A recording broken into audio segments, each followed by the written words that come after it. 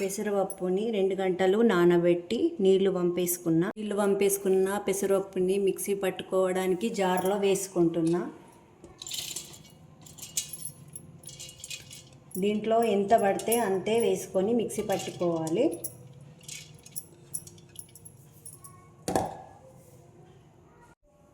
ఈ మిగిలిన పప్పుని ఇంకోసారి పట్టుకుంటాను.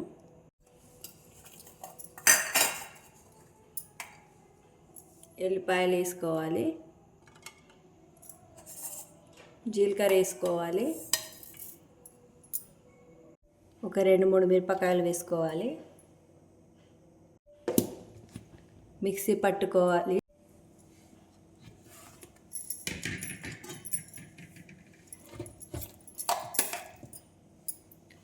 ఇట్లా కొద్దిగా బరకగా పట్టుకోవాలి.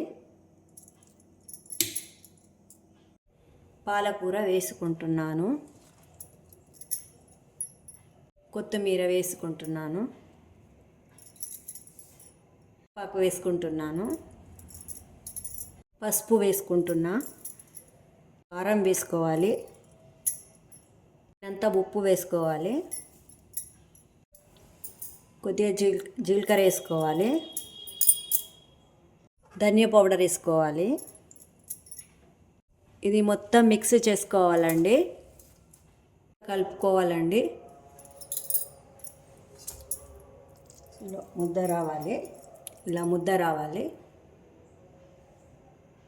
లూజు అనిపిస్తే, చేయడం రాకపోతే ఒక 2 స్పూన్ల వరిపిండి వేసుకొని కలుపుకోవచ్చు. చేతికి ఇలా ఆయిల్ తీసుకొని ఇలా రాసుకోవాలి.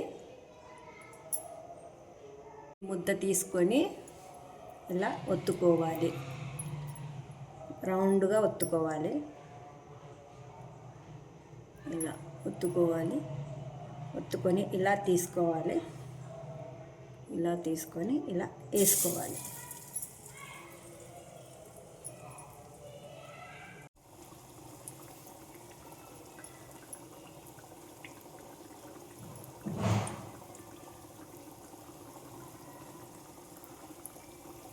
అన్నీ ఇలాగే చేసుకోవాలి. ఇలా మలుపుకోవాలండి.